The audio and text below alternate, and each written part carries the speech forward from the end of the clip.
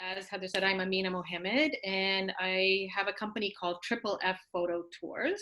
And underneath that is the not-for-profit, hopefully charity status coming down the pipeline, Cameras for Girls. So it sort of works where somebody from North America or even Europe or wherever can find me, they will come on the photo tour portion. That photo tour portion to Uganda pays for the training under Cameras for Girls. So I'll go deeper into that, but so you can understand the structure. You can go forward. So maybe I'll just do this and then you can go forward. Can you hear me? Yep, perfect. Not changing? Yeah, perfect. So a lot of people ask me why I do this. Just a little bit backstory. Our family is originally from Uganda. We left when I was 3. At the time, we had a president, Idi Amin. Maybe you wouldn't know him depending on your age. And he exiled or threw out all the Southeast Asians who were born there from Uganda. So we left Uganda with nothing. We came to Canada. We had choices and to where to go. And my dad, or my parents rather, chose to come to Canada. And there's a funny story, a backstory. When we got to the into Montreal and they were doing the intake, it was at the Red Cross facility where they were bringing in all the refugees. And the border guy says to my dad, so where do you want to go? And my dad had been reading National Geographic on the plane, and he's flipping through the magazine and he's like, Northwest Territories, because it looked beautiful. And the guy said, well, this is 1972. There's nobody who lives up there. You're not going up there. Where else do you want to go? My dad keeps on flipping and he's like, New Brunswick. And the guy looks at my dad and goes, yeah, too cold, no jobs. Where else? And then my dad kept on mentioning these cold places. We come from Africa. And the guy finally, God bless him, looks at my dad and says, okay, do you have any family? And my dad says, yeah, my wife's over there with my 2 little kids, 3 and 1.5. And he says, okay, so do you have family? Yes, a sister, she's somewhere in a place called St. Catharines. And the guy stamps our passport, and that's where we ended up for the first 10 years in Canada. And growing up, we had very little. I mean, we came as refugees, as many refugees. You don't have much, but our parents instilled in us the passion for giving back. Always said, doesn't matter what you don't have, always make sure you give more of what you do have, because that'll enrich your life. And so I've carried that passion and that message into my life. And when I was working in film and television for many years, I started in wardrobe. And then I moved up the ranks and I started producing and documentaries and TV shows and films. And I was awarded a fellowship with Quebecor and Hot Docs. And it was during that I decided that I wanted to do a documentary about the return of the Indians and the Asians who had been exiled were coming back to Uganda to claim property, to claim what was theirs on the invitation of the government. And I wanted to follow that story. And growing up, I'm actually not born in Uganda. My parents are, my sister was, I was born in England. But if somebody always asked me as a child, where are you from? I would always say, I'm Ugandan, because it was just a part of me that I couldn't let go. We listened to African music at home. My mom says I could dance before I could walk. It was just who I was. And so when I got the chance to go back in 2007, it was there to do the documentary, but it was then that I saw the plight of girls. I could see what the true difference between have and have not. Girls were relegated to household duties or taking care of their younger siblings, or they weren't educated because if it was a choice between paying for a girl to be educated versus a boy, they would choose the boy, or they were married off way too early having kids way too young. And I knew I wanted to do something. I just didn't know what it would be at the time. That was 2007. And I just knew that I wasn't going to give money because I could see the money wasn't reaching the people. So I fast forward to 2017. I had finished film and television, and I was working as a mortgage broker, which was a totally like different industry because I had burnt out. But I wasn't happy. I wanted to get back into passion of photography. I just knew that if I was going to come back, it had to mean something. So it's August 2017, and I always do my best thinking in the middle of the night when I can't sleep because I'm an insomniac. And I wake up my husband, Thomas, and I'm like, Thomas, wake up, wake up. And he's like, oh my God, what do you want? And because he, he can sleep like the dead. And I said, I know what I'm going to do with the rest of my life. And he's like, oh shit, here we go again. And because admittedly, I'm always coming up with crazy ideas. And I said to him, I'm going to go back to Uganda and I'm going to teach photography to girls, change their lives. And he's like, yeah, yeah. And he goes back to sleep. And I couldn't let the idea go. I worked on it incessantly. And a year later, I was in Uganda doing my first teaching and my first photo tour. And so this coming August was supposed to be our third, and Stephanie was going to be coming with me. However, that's on hold for the time being. So some of these images, or all of these images rather, are all taken on the various trips I've done to Uganda. So how we combine it is we take our participants on a 19-day tour, and the first three, the first and the last day are obviously carved out for travel back and forth.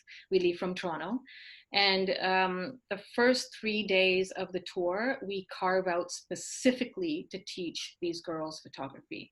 And so I spend the whole year fundraising to collect cameras, buy cameras, fundraise currently through GoFundMe because I don't have a charity number yet.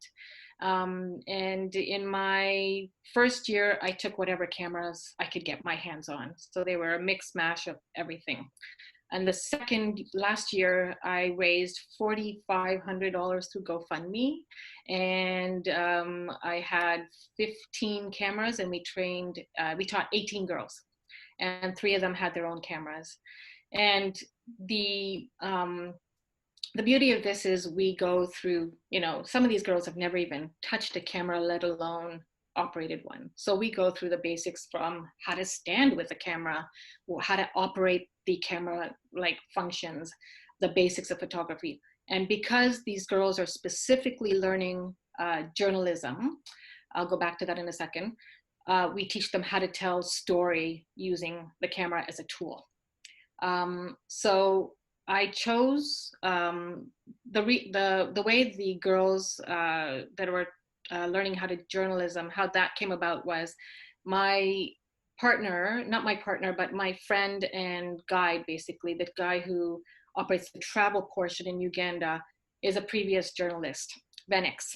And when I was putting this together, I was, hitting roadblock after roadblock of reaching out to schools for various reasons. Either the girls weren't coming to school for issues mentioned previously, or there was no electricity at the school because it's intermittent in some areas, or there was no internet, or the schools just couldn't manage to do a training. So I was about to give up when Venix said to me, you need to teach girls who are learning how to be journalists. And my thought immediately was, well, if they're learning how to be journalists, why would they need me to teach them photography? And the deciding factor came down to, in North America, if you get a job, you're given the tools. So if I was a journalist, I don't necessarily have to be able to use a camera and take the photos for my piece or my article, or I have a photographer accompany me. In Uganda, it's very different. If you are a journalist, you need to know how to operate a camera, you need to own a camera, and you need to know how to use it. So that became the impetus right there. And 3 days after our first training, Jonita, who sat in front of the class, she was so, like, she soaked it up like a sponge. And she didn't say anything. So when I got home 2 weeks after, she wrote to me to tell me that 3 days after she finished the training, she went to show her editor the camera that I had given her and that she could now use it. She had had a job for 6 months, was not getting paid, was not getting published, only because she didn't have these tools in her toolbox. And she was then put on salary. And now she gets published and paid 4 times minimum a week. And even during this time of the pandemic, where it's even more important to be telling stories, she's still getting paid, which is fantastic. So you can go to the next slide. Some of these images I already said are from Uganda. You can go to the next slide, please, Heather. Thanks. So this image is from the first training. Annette comes from a very poor family, let's just say. Poverty is high in Uganda. It stands at 65% unemployment rate pre-COVID. After COVID, we don't know what's going to happen. So she came. Her mother scrimped and saved to put her through school. And her brother was the head of the family, didn't believe in education for girls, but she wanted this bad enough. And now she's striving to carve a niche for herself. She started her own photo blog and is, doing what she can to get herself out there. To date, I've trained 32 girls, and 5 of them have a job in some respect. Either they're journalists, they've started their own blog. 2 of them have taken the training because they couldn't get work as journalists and now started their wedding and portrait business. And there's one girl, Sharon, who came out of my first training. She saw a niche, or a need rather, where other girls like her were not getting a voice. And that's what it's really about, is getting your voice, finding your voice.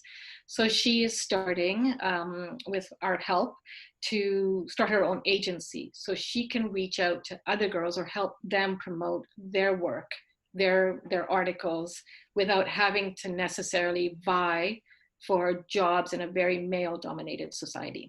So currently it's on hold, that project, but we'll continue to work on the back end of it, like at her pace, because she's had to return home to her village to survive. So the 3 days of training, it's full on. We start at 10 o'clock in the morning, we end at 5.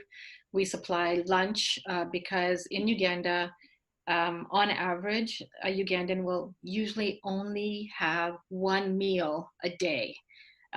So, this teaches me a huge lesson in gratitude, to never complain for what we don't have, but to be appreciative of what we do have, because they don't have anything. But what I love about Ugandans is they'll give you the shirt off their back and they have nothing to give. That's why I have such a love for these people. So we feed them, and then we do an excursion. And so now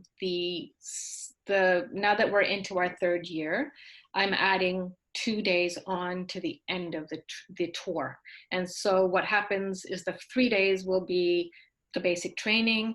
I'll take from that group of 15 to 18 girls, the best 3 to 5 who show the most promise, because not every girl who enters the program is going to continue on after, because it may be more that they thought it was, or they can handle. We do a full application for a girl to enter the program. So I don't just open it to everybody. I do an application. I make sure that they are signing up for exactly what they know we're offering and what their requirements or what their obligations are as well. Has to be a give and take. But some of them, for instance, I had 2 girls in the last course who became very ill and couldn't continue. So they'll continue on, they'll rejoin in August or whenever we can go back. the what I realized after the first two trainings is it's great to have the 3 days. It's great to give them a year full on training online, and that consists of partners like Kelby One, who've given us licenses so the girls can learn photography and other aspects and editing at their own pace. But it also is me doing weekly or monthly training online, giving them videos, giving them manuals, and then assignments. Because if they're not going to be putting what they're learning into practicum, they can't take it to the next level. So from that initial group, we'll take the best 3 to 5. And then I've partnered with local NGOs who have the same messaging that we do, which is female empowerment, education, and promoting girls in a male-dominated environment. So August was, it was just, I was heartbroken when we couldn't go, because, and I'm assuming that, you know, and by August it may not be open, looking at what's happening in Uganda and here. But we're partnering with a local NGO for 2 reasons. The number one is we get to give back in another way. We get to give an NGO who's on a very limited budget images so that they can promote the work that they're doing in Uganda, but also international. And then it serves the purpose of building a portfolio for these girls so that when they are applying for jobs, they can show they've got articles, they've got images to attach to those articles, they can promote themselves, they can, you know, like build a portfolio of work. So that's basically how the training works. Go to the next slide, please.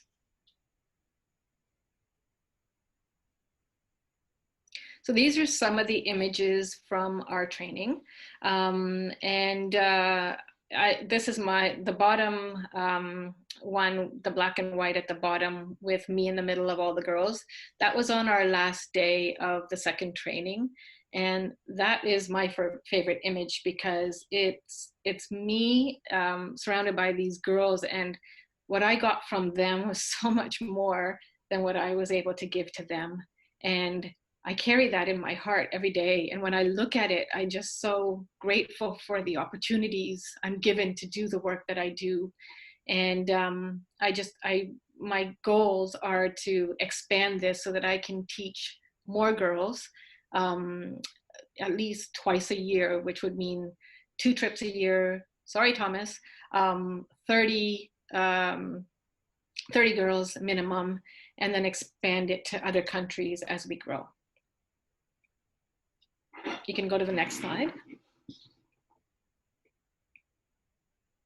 So this is Jonita, who I mentioned, came from, you know, having a job but not getting paid, to now getting paid and published 4 times a week. And then there's the other ones that I also mentioned. So people ask me, out of 32 girls, why are there only 5? I count that as a success for girls who, like I said before, came from pretty much nothing, had no opportunities, didn't have the skills, learned it in a very short time, are putting it into practice. Some are still in school and striving to graduate. And I'm sure that as we continue to grow the program, we'll have more statistics to share. But I'm proud of what we've achieved so far. Next slide.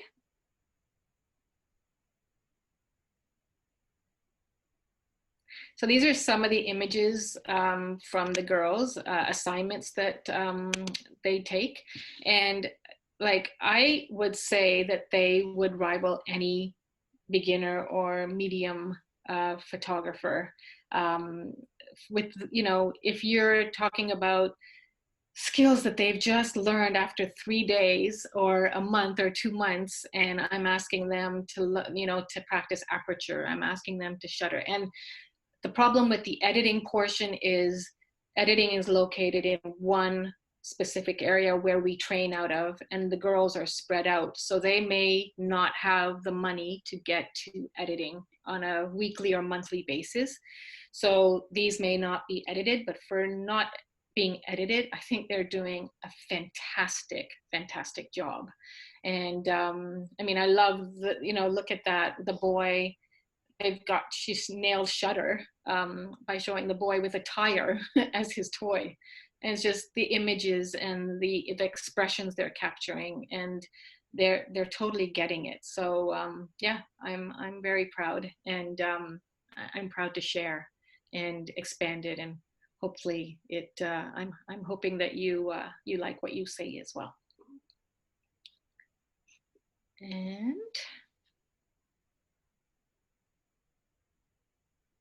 you can go to the next one. Yeah. So that's the website and my GoFundMe. I can take any questions. Is there any?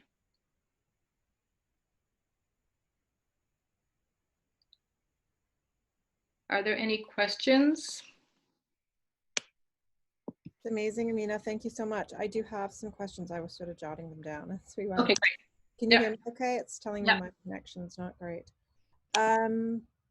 I'm curious to know how you advertise, like, because obviously you have two aspects to this. You have to bring in the girls who are going to be trained. I mean, that's of course an amazing opportunity for them, but you're also bringing in people for your tours. So I'm wondering, you have two sort of avenues of, you know, two sort of audiences, and I'm wondering how you advertise. Yeah, so right now, that's a good question, because right now I've just joined a 10-week intensive course to kind of tighten my branding and my website and get that messaging clearer, target more of an audience. Right now, I do a lot of articles. I do a lot of blogging. I have my website. I don't have a targeted Instagram. I've put everything under Amina Mohammed Photography, only because I've got two other businesses and I just can't manage three different sort of pages. But I get a lot of speaking opportunities such as this. I do articles. So far it's been very generic, which I'm very lucky for. However, it's still small, so I really need to grow it. And I'm hoping, you know, opportunities like this will help me grow the opportunity more. Last year, my goal is to bring 7 to 8 people every time. At this point, I'm still only reaching 1 or 2.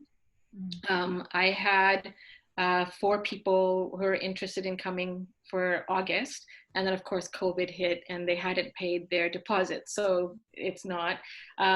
Stephanie and I are still in conversation of when this will happen. And if it's not August, then it'll be October, because I have to look at seasons.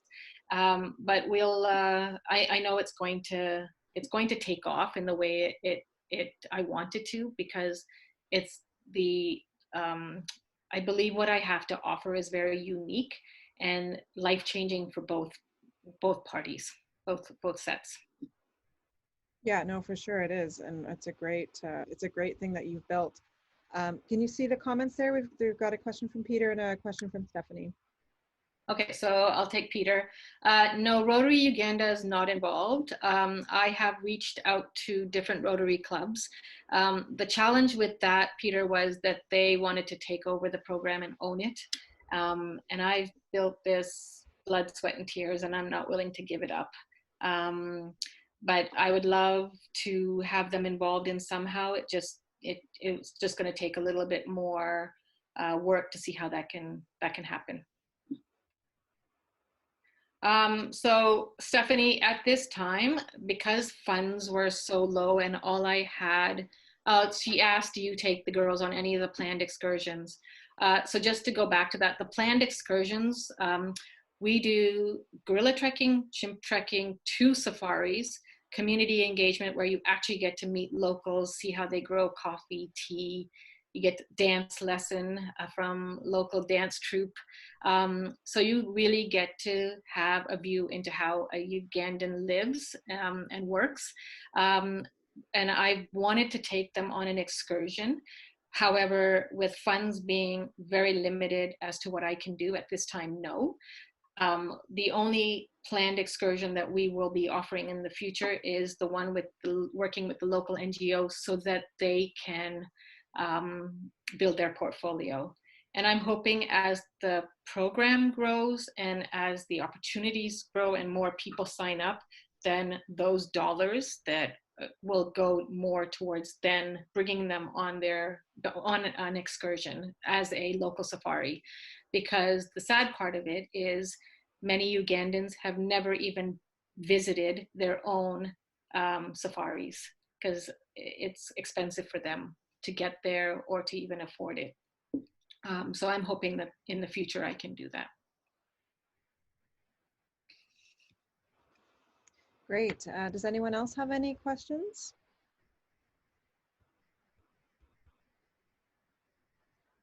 I have a couple more. If anyone does, just you can jump in into the chat or unmute yourselves and go for it. I did want to ask, I know you said you sort of built this with your blood, sweat, and tears. That I totally get that from everything that you're talking about. Would you be, and I'm just asking out of curiosity, I'm not specifically asking, yeah, although I would love it. Would you be open to sort of, I guess, share your model? I mean, obviously you shared a lot with us today, but like to share it so that somebody could start up something similar, maybe in a different region, a different country? Absolutely, yeah. I think it's important wherever you do go that you have a team on the ground. It's really hard to get things done if you don't have a team on the ground. When I had done the documentary, my fixer was Venix. That's when we met, way back in 2007. And at the time, he was a journalist in environment. And we kept in touch over the years. We touch base every once in a while. And then when I had this idea, he was the first person I reached out to because he, at the time, was just starting to move out of environmental journalism to promoting his own tourism company, because he has all those connections from working in environment with all the park rangers, safari guides. He knows everybody. So I knew that if I was going to do a photo tour to Uganda, he had to be the best person to make the connection with. And he's been infallible. He's incredible. And it'll be funny. We'll go anywhere in Uganda, or I'll talk to people and I'll be like, oh, do you know my friend Venix? Oh yeah, I know Venix. Venix knows anybody and everybody. So when we've had issues with getting into certain areas, Venix breaks down the barriers for me and we get in. Not physical barriers, but barriers with people, because it can be tough to navigate government. It can be tough to navigate getting rights and privileges to go certain places. And it can be really tough to get permits for something. So when it came to the gorillas, for instance, last year I got very, very ill in Uganda on the trip because I was sick before we left, just from burnout. And then I went and I got even more sick and I ended up in hospital. And if it had not been for Venix getting me healthcare, pushing the gorilla tour so I didn't lose all the money that I had paid, I would not be where I am today. So I think that's really critical. And it was kind of, I don't know, serendipity. So when I have a friend who lives here who does her own programming in Uganda, has her own community-based project, and she had asked me to go and check on her place. And one of the gentlemen I met there was a filmmaker, and he said, hey, can I get a ride back into town with you guys? And we started talking, and we were on our way to visit a place where I was going to host our next training, or our editing portion. And they called me on the way to say, we can't meet with you. And I was like, what am I going to do now? This starts tomorrow. And Kenny turns to me and says, I can help you, and save the day. So now Kenny's become another partner who takes care of the girls when I'm not there, who helps them to learn editing because he's a filmmaker and an editor. So having those core connections can make or break you. And so if I didn't have that, I would have never been able to do anything in Uganda.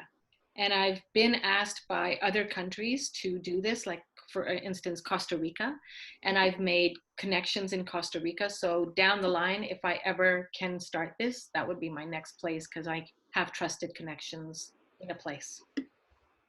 Yeah, that's great. I think there's also an element, and maybe you can speak to this, of because I have a very historical background in a little bit of on the ground NGO work. And there's a little bit of I think there can be a little bit of an us and them Yeah. attitude. And so I think it's really important that you have someone on the ground that um, helps you to sort of gives you a bit of credit on the ground there and helps you to understand the climate and the atmosphere, and the people that you're working with. So Yeah, because it's not the safest place in terms of not, now I won't say in terms of travel because I feel safe in Uganda like anytime. The people are amazing. But government wise, you have to be so careful. When I was there in 2007, I was, like very naive. And Venex didn't show up for one day. He had a family issue. So I thought, okay, I'm going to go out and just take my big ass camera and go walk the streets. And I got arrested. And they took me and my camera and they put me in the back of the car and they drove me to the police station. They sweated me for hours and all they wanted was money. And when they realized they weren't going to get it, they let me go. And thank God I got my camera and my film back. But it was a very important lesson to know the culture, to know the rules of where you are, and to respect those, not only to keep yourself safe, but to keep everybody else safe as well. So now I'm very careful of how I build our programming and who I work with on the ground, because especially when you're not like, yes, we're from there, but I don't live there anymore. Um, you're not there day to day. You need to leave that kind of part to the people who do know how to work, who know how to work it. And as you say, bridge the gap, Tana. It's very important in the relationship part of this. They're like, if I can't trust them, then I don't have anything to rely on. And right now, just as an aside, it's really breaking my heart that we have, like, yeah, we're stuck at home and most of us have lost our jobs for the time being, or our income, but we have government to help us. In Uganda, like I said, many people only have one meal a day, and now I'm hearing heartbreaking stories of nothing. So I sent money the other day. I finally found a way to get money to the people that I could help. And just to hear that they can have that meal a day makes such a difference. And I think that's why I do this work, because if I can make the difference in one girl's life, all of this will have meant something. that's amazing, Amina. I'm just going to echo Christina's sentiments. She says, I think what you're doing is amazing and so empowering for those girls, and it's really inspirational. So thank you. Thank you. Anyone else have any other questions? This is Natalie. I just want to say thank you for sharing your story. I just feel like when you're telling it, you really like light up. I can tell that you're really passionate about it, and it's truly a beautiful story, and it's a really nice way to share your gift, because it's so hard to really know how to make an impact sometimes. So I think you've like done a fantastic job. Thank you very much. Thank you. I mean, I'm just curious, what's the primary language of Uganda? English, but then it's the main language is Buganda. But in Uganda, they have 54 different tribes with 54 different dialects, different ways of dancing. Like they communicate themselves through dance and music. So when you go, you will find different sections, and people are speaking all these different dialects. When we left, it was Swahili. So not many people converse in Swahili anymore. They will mostly use Buganda. And I'm always at a loss. So I've learned a few different words to get around, but then every time I think I'm saying it right, everybody will laugh at me. And they call you Muzungu, which means foreigner or white man. So now I say to them, I'm not Muzungu, I'm Ugandan Muzungu. And then they'll laugh. They'll think that I'm just hilarious. But yeah, it's awesome. Mzungu is a Swahili word, is it not? Yeah, it's Swahili. Yeah. Yeah. But that's the only word that they've kept. So not the only, but that's the word that they all say at the same time. So if they know you're a foreigner, they'll say, "Oh, Muzungu." And I'm like, "No, Muzungu," right? So they just think it's so funny. But what I love is I was afraid to go back in 2007 because I didn't know we'd left in such a bad way. I didn't know if I'd be invited back. And I remember this old woman who had lived through it, taking my two hands in her hands and saying to me with tears streaming down her cheeks, thank you for coming back. And I was like, oh my God, I'm home. Like I just felt this profound sense of I'm home. And I'm always saying to my parents and my husband, I want to go back to Uganda. I want to live there. And it's like, it's, dirt poor and many people live in slums, but the people are just so beautiful. And I just want everybody to experience that. That's amazing. I feel like maybe you said this at the beginning, but what's the three F's and the triple F? Oh yeah. So triple F means where fun, photography, and philanthropy meet. So you might say photography starts with a PH. So it's F, F with a PH in the brackets. Right. So, yeah. That's great. So where fun, photography, and philanthropy meet. Excellent. Great. Well, if no one else has any questions, Tana asks, if the next one happens in October, do you have one April 2021? I'm usually doing them anywhere between June and August. Those are usually the months because it times up nicely with getting gorilla permits. They're very hard to get. They offer 8 permits a day. They book up super fast. And April is not the nicest month to be there. January is a nice month, February, but then it gets really rainy. And like there's 2 seasons, rainy and dry. So I always want to be there at the end of the rainy season or just before the rainy season. I really hope Uganda's on your radar. You will fall in love.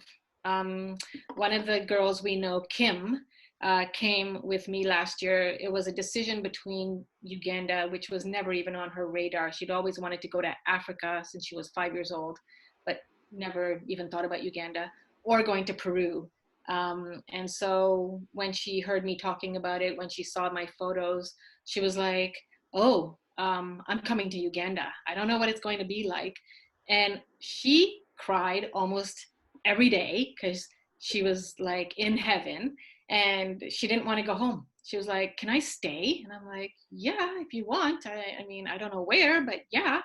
So she's like, so she wants to come back with me. And so hopefully next year she'll be doing her second trip. Cool. Christina has a question here, and I'm going to actually piggyback on it.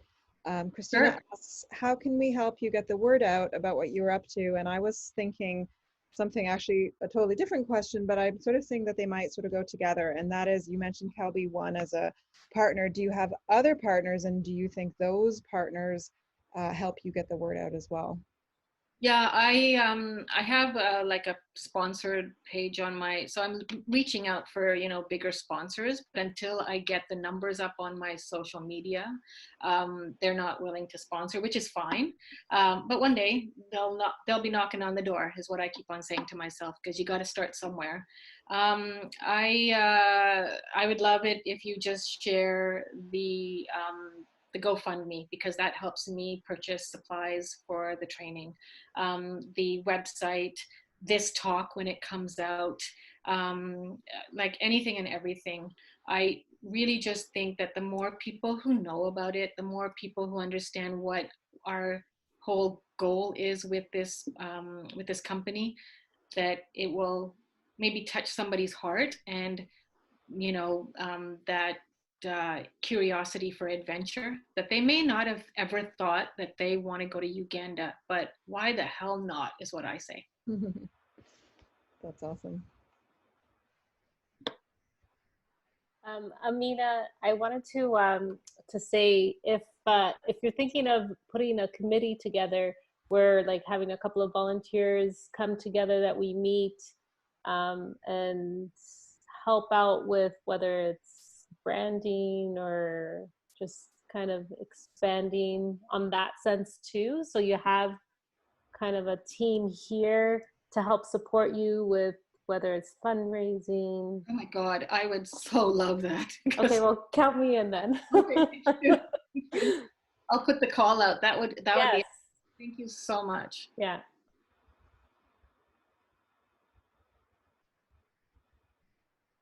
So Pam has a message, a question. So charity number comes like my sister. She has worked in charity for a long time. She's incredible. My sister, I admire her so much. So I'm just going to give her a shout out, even though she couldn't make tonight. She, just so you have an idea of who she is, she ran her own charity called Girls 20. She'd bring 20 girls from developing and underdeveloping countries to wherever they were hosting the G8 that year. And she would teach them all about how to promote their own economic achievement, like a idea for their country over the week, with partners like Google and Apple. Like I'm talking big people. And then she would present the top ones at the G8 summit. So she did that for many years. And then her last stint was working as CEO for the Malala Fund. Everybody knows Malala. So she's helping me put that charity application together. It's a huge process. It is very daunting. And so we're almost at the point where we're ready to submit to CRA. It all, from what I'm learning, getting a charity number is not just the application. It's showing CRA that I can separate the business from the charity.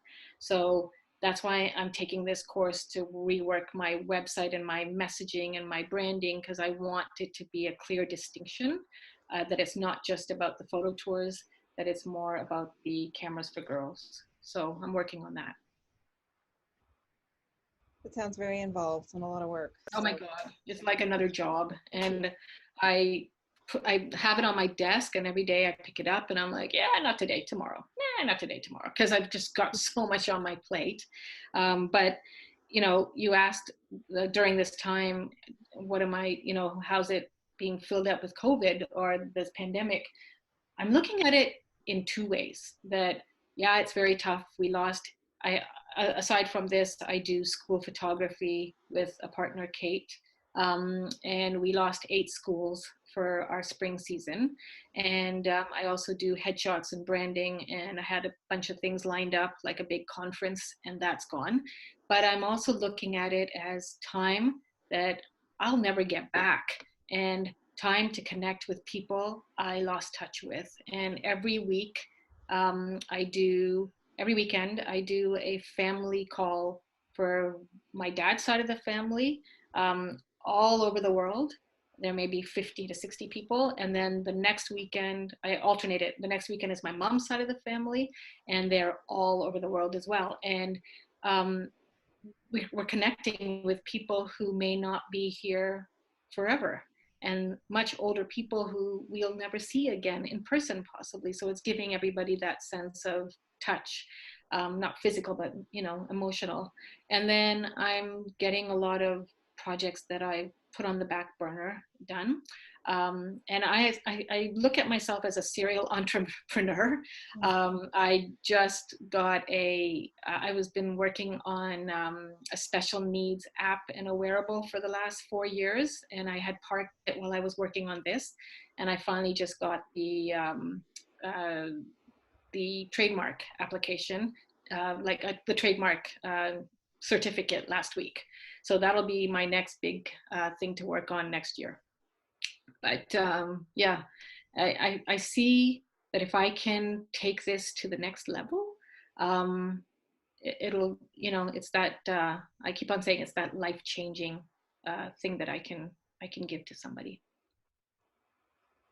That's amazing. Tana's put in an idea about thinking about having like a big sister or big brother campaign whereby there'd be like a sponsorship for each of the girls attending the program. I don't know, Tana, do you want to talk about that? Yeah. Sure. When I said it's like a whale or a polar bear, when you can give somebody a unique gift, like a gift certificate, and that is going towards supporting something that, some cause. And so this could be directly sort of like a foster child, but it doesn't have to be a super long ongoing thing. It could be a certain, monetary amount, one-time thing, or preferably an ongoing thing. And then there'd be some way where you can have updates, and the girl could provide and maybe even that big brother or big sister could give some feedback. Yeah, I love that idea. That's awesome. I'll put you on that committee. I Okay. think once you get your charity status, you're gonna, that'll be easier to do with this. Exactly. You're gonna have a lot of things open up to you. Yeah, that's part of the reason, I think, because my sister, when I first started, I was like, no, I'm not going to go down the charity route or whatever. It's just too much work. And she's like, if you want to open up big dollars to make big difference, you have to do the charity. Yeah. So that's definitely in the works. Yeah. Well, that's inspirational. Thank you, Amina. No, thank you.